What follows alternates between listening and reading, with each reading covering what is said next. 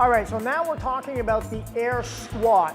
Such a simple exercise, but my goodness, could it ever be more complicated to get it done right? Maria's gonna fashion how to do a correct air squat. So let's first start by simply taking a look. Go ahead, Maria, please.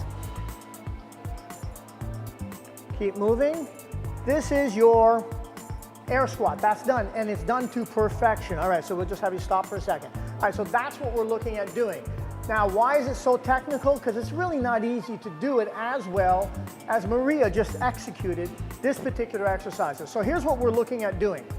First and foremost, for a squat to be considered legit, the hip has to drop lower than the knee. Go ahead, Maria. Once the hip has dropped lower than the knee, that's good. However, I'm picky. I say ass to grass all the way. If you can get your butt touching the floor, do it. All right, so you're gonna come back up. So there we go, there we have it. We're gonna do that again, Maria. And you'll notice hip drops lower than the knee once again, good. That's one of the first things we're looking for. The next thing we're looking for is that you're actually sitting as much as you can on the heel of your running shoes and as little as you can on the toes. So really shift all the weight back towards your heel. To offer stability in the knee joint in this position, you need to actually, inside your shoes, be pushing out in both directions. This will offer added stability for the knee joint. Go ahead, back up. And that's going to become important as you're moving. So don't be concerned about speed on this one. I want a controlled movement, and get the movement controlled before you start adding speed to this, or any movement for that matter. Okay, so again, coming down. The last thing I want you to watch, look at the torso. The more upright you can keep your torso, the more your skeletal frame will help you work along with your muscles. Go ahead. Beautiful. So why is her arms going straight up overhead? It actually helps her keep her torso more upright. There you have the air squat. Now, a lot of people cannot execute this technically correct. And when they can't, what we simply do is have them start with a wall squat, which we're going to take a quick look at. All right, so we're going to place ourselves about 2 inches away from the wall. And Maria's now going to demonstrate to you a wall squat. So let's first just take a look at what exactly is a wall squat. Go ahead, Maria. So do about 5 repetitions just to get a look at it. Now the wall squat is awesome for perfecting an air squat. But make no mistake about it, Maria's making this exercise look really easy. All right, so how do we start off? You'll find, put your arms down, Maria.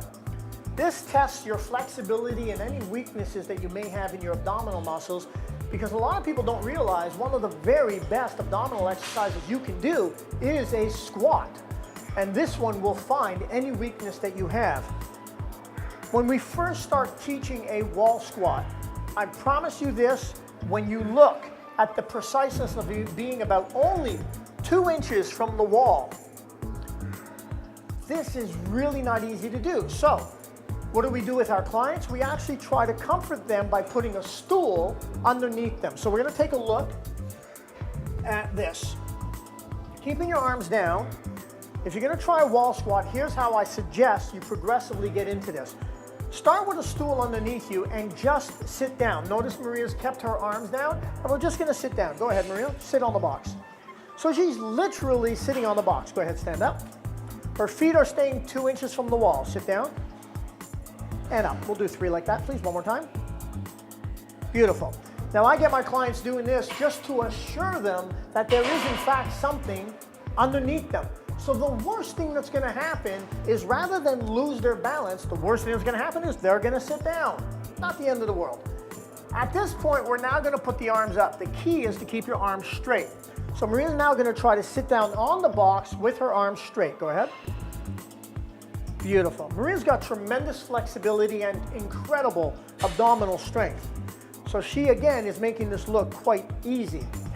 Very common, what's going to happen is as you go down, start coming down. Very common is people start leaving the wall with their whole torso. Just keep pushing your chest, keep your hands on the wall, keep pushing your chest into the wall as you go down, and then come back up. Beautiful. The next step would be using yet a smaller stool until you're quite capable of doing the wall squat like this, but go slow. So what's gonna happen for most people is you're gonna feel right now like you're gonna start falling back. As soon as you get that feeling, just stop your movement. Stop right there. Don't come up, don't go down, don't ruin the repetition. Stop, reassess by pulling your chest closer into the wall, and then continue coming downward. Again, when you start coming back too much, you stop, reassess by pulling yourself into the wall, and again, drop a little bit lower. Beautiful, and then take it right back up. Work slow with this movement, but man, there's nothing like a wall squat to perfect any squat.